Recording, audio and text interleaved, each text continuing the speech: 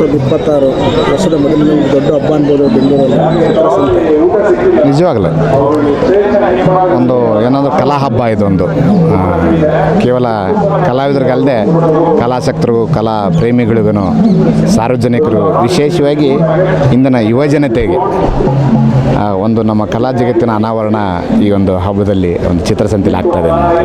ಎಲ್ಲೋ ಒಂದು ಕಡೆ flex banner ಬಂದಾಗಿದ್ದು ಎಲ್ಲೋ ಕಲಾ ಜಗತ್ತಿಗೆ ಅಲ್ಲೇ ಫಸ್ಟ್ ಹೊಡೆದ ಬಿಡುತ್ತೆ. ಅದನ್ನು ಬರವಣಿಗೆ ಬಿತ್ತಂತ ಇದು ಎಲ್ಲೂ ಎಲ್ಲ ಕಡೆ ಫ್ಲೆಕ್ಸ್ ಬ್ಯಾನರ್ಗಳ ನೋಡ್ರಿ, ಪರಿವರ್ತನೆ ಜಗದ ನಿಯಮ. ನಾವು ಪರಿವರ್ತನೆ ಬಹುಸಬೇಕು ಮತ್ತು ಅದ್ರ ಕೂಟ ಹೊಂದ್ಕೊಂಡು ಹೋಗಬೇಕು. ಚಾಲೆಂಜಸ್ಗಳು ಇರೋದೇ, ಅದು ಕಲಾವಿದನಿಗಿರ್ಬೋದು. ಯಾವ ಫೀಲ್ಡಲ್ಲಿ ಇವತ್ತು ಚಾಲೆಂಜಸ್ ಇಲ್ಲ ಹೇಳಿ? ಎಲ್ಲ ಫೀಲ್ಡಲ್ಲಿದೆ. ಆ ಚಾಲೆಂಜಸ್ನ ಸ್ವೀಕಾರ ಮಾಡಿಕೊಂಡು ನನ್ನ ಕ್ರಿಯೇಟಿವಿಟಿನ ನಾವು ಉಳಿಸ್ಕೊಂಡು ಹೋದಾಗ ಎಂಥ ತಂತ್ರಜ್ಞಾನ ಬಂದರೂ ನಾವು ಹಿಂದೋಗೋಕ್ಕಾಗೋದಿಲ್ಲ, ನಾವು ಮುಂದೆ ಹೋಗ್ತಾ ಇರ್ತೀವಿ.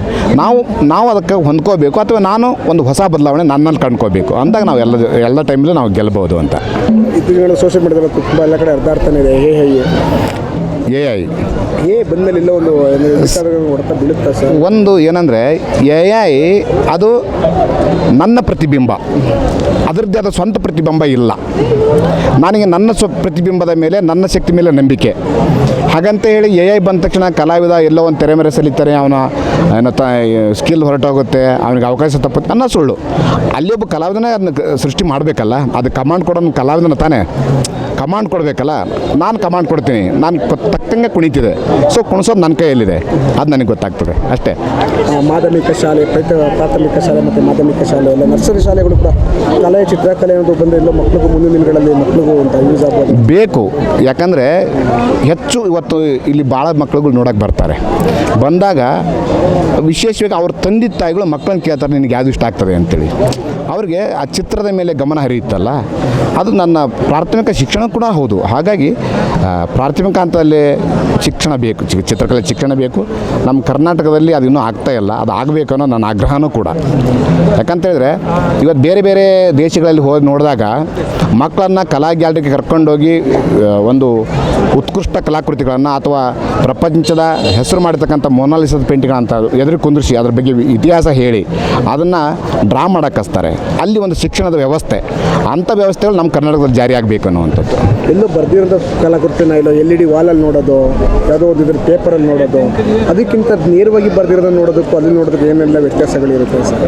ಯಾಕಂದರೆ ಎಚ್ಚೆತ್ತವಾಗಿ ಬರ್ದಿರೋ ಕಲಾಕೃತಿಗಳನ್ನ LED ವಾಲಲ್ಲಿ ತೋರಿಸ್ತಾರೆ ಮಕ್ಕಳುಗಳಿಗೆ ಒಂದು ಹ್ಯಾಡ್ ಮುಖಾಂತರ. ನಾನು ಅದೇ ಹೇಳಿದ್ದು. ಈಗ ಶಿಕ್ಷಣದಲ್ಲಿ ಪ್ರಾಥಮಿಕ ಶಿಕ್ಷಣ ಮಕ್ಕಳನ್ನು ಕರ್ಕೊಂಡು ಒಂದು ಕಲಾ ಗ್ಯಾಲರಿ ತಂದು ಕಲಾಕೃತಿಗಳನ್ನು ತೋರಿಸೋದೈತೆಯಲ್ಲ, ಆ ಅನುಭವನೇ ಬೇರೆ. ಈಗ ನಾನು ಒಂದು ಉದಾಹರಣೆ ಕೊಡ್ತೀನಿ ಅಂತ ಹೇಳಿದ್ರೆ, ನಾವು ಕಮ್ಮಾರ, ಇದು ಕಬ್ಬಣ ಕಾಸ್ತೆಗೆ ಹಿಗ್ಗುತ್ತೆ, ನೀರಲ್ಲಿ ಹಾಕಿದ್ರೆ ಕುಗ್ಗುತ್ತೆ ಅಂತೇಳಿ. ಅದೇ ಕಮ್ಮಾರ ಕೆಲಸ ಮಾಡೋ ಜಾಗ ಕರ್ಕೊಂಡು ತೋರಿಸಿದ್ರೆ ಅದು ಪ್ರಾಕ್ಟಿಕಲ್ಲಾಗಿ ಗೊತ್ತಾಗ್ತದೆ ಏನು ನಡೀತದೆ ಇಲ್ಲಿ ಕ್ರಿಯೆ ಅಂತೇಳಿ. ಅದೇ ರೀತಿ ಒಂದು ಕಲಾ ಗ್ಯಾಲರಿಗೆ ಕರ್ಕೊಂಬಂದು ಕಲಾಕೃತಿಯನ್ನು ತೋರಿಸಿದಾಗ ಅಲ್ಲಿಗೆ ಏನು ಕ್ರಿಯೆ ನಡೀತದೆ ಅಂತ ಗೊತ್ತಾಗ್ತದೆ ಅನ್ನೋವಂಥದ್ದು. ಒಂದು ಫ್ಲೆಕ್ಸೋ, ಬ್ಯಾನರು ಅಥವಾ ಒಂದು TVಯಲ್ಲೋ ಒಂದು LED ಈ ರೀತಿ ತೋರಿಸಿದಾಗ ಅದರದ್ದು ಸ್ವರೂಪ ಗೊತ್ತಾಗಲ್ಲ, ಅದರ ಸ್ಪರ್ಶ ಇದೆಯಲ್ಲ, ಆ ಸ್ಪರ್ಶಕ್ಕೊಂದು ಅರ್ಥ ಬರುತ್ತೆ. ಅದು ಮುಟ್ಟಿ ನೋಡಬೇಕು ಮಗು ಅಂದಾಗ ಅದ್ರದ್ದು ಅರ್ಥ ಗೊತ್ತಾಗುತ್ತೆ, ಅದಕ್ಕೊಂದು ಜ್ಞಾನ ಬರ್ತದೆ ಅನ್ನೋದು. ಈ ಕಲಾಕೃತಿ ಹಿಂಗಿರ್ತದೆ ಅನ್ನೋವಂಥದ್ದು. ಎಲ್ಲೋ ಒಂದು ಚಿತ್ರಣ ಆಗಿರ್ಬೋದು, ಒಂದು ಪೋಸ್ಟರ್ ಆಗಿರ್ಬೋದು, ಫೋಟೋ ಆಗಿರ್ಬೋದು, ಏನಾದ್ರು ಕಾಪಿರೈಟ್ಸ್ ಬಟ್ ಈ ವಿಷಯದಲ್ಲಿ ಕಲಾವಿದನಿಗೆ ಯಾವುದೇ ರೀತಿ ಕಾಪಿರೈಟ್ಸ್ ಇರಲ್ಲ. ಯಾಕೆ ಸರ್ ಅದು ಕಾರ್ಪೊರೇಟ್ಸ್ ಅನ್ನೋದು ಇದೆಯಲ್ಲ, ಈಗ ನನಗೆ ಸಮಸ್ಯೆ ಅಂತೇಳಿ ಬರ್ತಾಯಿರೋದು ಒಬ್ಬ ಕೊಳ್ಳುಗ ಮತ್ತು ನನ್ನ ಏನು ತಯಾರಿಕಾ, ಈ ಎರಡರ ಮಧ್ಯೆ ನಡೀತದೆ. ಕಾರ್ಪೊರೇಟ್ ಅನ್ನೋದು ಒಂದು ವ್ಯವಸ್ಥೆ, ಅದು ಒಂದು ಏನಂತಾರೆ ಅದಕ್ಕೆ ಜಾಲ ಅಂತಲೂ ಹೇಳೋಕ್ಕಾಗಲ್ಲ, ಅಥವಾ ಅದಕ್ಕೆ ಕಮಿಷನ್ನು ಈ ರೀತಿ ಒಂದು ಇದು. ಅದು ಕಲಾವಿದ ಅಲ್ಲಿಗೆ ಒಗ್ಗಕ್ಕೆ ಆಗ್ತಾ ಇಲ್ಲ ಅನ್ನೋವಂಥದ್ದು. ಯಾಕಂದರೆ ಕಲಾವಿದ ಯಾವಾಗಲೂ ಪ್ರಾಕ್ಟಿಕಲಾಗಿ ಥಿಂಕ್ ಮಾಡ್ತಾ ಇರ್ತಾನೆ. ಆಗಿರೋದ್ರಿಂದ ಆ ಒಂದು ವ್ಯವಸ್ಥೆಗೆ ಇವಂಗೆ ಒಗ್ಗಕ್ಕೆ ಆಗ್ತಾ ಇಲ್ಲ ಅಂತೇಳಿ ಇವತ್ತು ಬೇರೆ ಬೇರೆ ನಮ್ಮ ಭಾರತದಲ್ಲಿರ್ಬೋದು, ಬೇರೆ ಬೇರೆ ಕಂಟ್ರಿಲಿರ್ಬೋದು, ಇವತ್ತು ರಾಷ್ಟ್ರ ಮಟ್ಟದಲ್ಲಿ ಹರಾಜುಗಳೆಲ್ಲ ನಡೀತದೆ. ಅದು ಕಾರ್ಪೊರೇಟ್ ಮಟ್ಟದಲ್ಲೇ ನಡೀತಾ ಇರ್ತದಲ್ಲ. ಅದಕ್ಕೆ ನಾವು ಒಗ್ಕೊಳ್ಳೋದು ಬೇಕು ಕಲಾವಿದನಿಗೆ, ಅಂದ್ರೆ ನಾವು ಉನ್ನತಿಗೆ ಹೋಗೋಕ್ಕೆ ಸಾಧ್ಯ ಇದೆ ಅನ್ನೋಂಥದ್ದು. ಕಲಾವಿದರಿಗಾಗಿರ್ಬೋದು, ಚಿತ್ರಕಲಾ ಕಲಾವಿದರಿಗಾಗಿರ್ಬೋದು, ಪ್ರೇಕ್ಷಕ ಸರ್ಕಾರ ಆಗಿರ್ಬೋದು, ಜಿಲ್ಲಾಡಳಿತವಾಗಿರ್ಬೋದು, ಯಾವ ಥರ ಸ್ಪಂದಿಸ್ಬೇಕು ಸರ್ ಇವರಿಗೆ? ಯಾಕಂದರೆ ಒಂದು ವರ್ಷ ಮಟ್ಟಿಗೆ ಚಿತ್ರಸಂತೆ ಮಾಡೋದನ್ನು ಇನ್ನು ಪ್ರಾಥಮಿಕವಾಗಿ ಜಿಲ್ಲಾವಾರು ಮಾಡಿದ ಪ್ರತಿಯೊಂದು ಜಿಲ್ಲೆಯಲ್ಲೂ ಕೂಡ ಒಂದು ಮಕ್ಕಳ ಮೇಲಾಗಿರ್ಬೋದು, ಬರೋಂಥ ಸ್ಕೂಲ್ ಮಕ್ಕಳ ಮೇಲೆ, ಶಾಲಾ ಮಕ್ಕಳ ಮೇಲೆ ಅದ್ಭುತ ಅನ್ನೋದೊಂದು ಇರುತ್ತೆ ಸರ್. ಒಂದು ಚಾಲೆಂಜಸ್ ಏನಿದೆ ಅಂತ ಹೇಳಿದರೆ, ಚಿತ್ರಸಂತೆ ನಾನು ನೋಡಿದ್ದಂಕಂದ್ರೆ ನಾನು ಇವತ್ತು ಸುಮಾರು 22-23 ವರ್ಷದಿಂದ ನೋಡ್ತಾ ಇದ್ದೀನಿ. ಮೊದಲನೇ ವರ್ಷದಿಂದ ಇಲ್ಲಿ ಭಾಗವಹಿಸ್ತಾನೆ ಇದ್ದೇನೆ. ನನ್ನ ಅನುಭವಕ್ಕೆ ತಕ್ಕಂಗೆ ಇವತ್ತು ಇಲ್ಲಿ ಚಿತ್ರಸಂತೆಗೆ ಇನ್ಫ್ಲೂಯೆನ್ಸ್ ಆಗಿ ಹುಬ್ಬಳ್ಳಿಯಲ್ಲಿ ಮಾಡಿದರು, ಮಂಗಳೂರಲ್ಲಿ ಮಾಡಿದರು, ಮೈಸೂರಲ್ಲಿ ಮಾಡಿದರು, ಗುಲ್ಬರ್ಗ ಮಾಡಿದರು, ಹೀಗೆ ಎಕ್ಸ್ಪೆಂಡ್ ಆಗ್ತಾ ಹೋಯ್ತು ನಮ್ಮ ಕರ್ನಾಟಕದಲ್ಲಿ.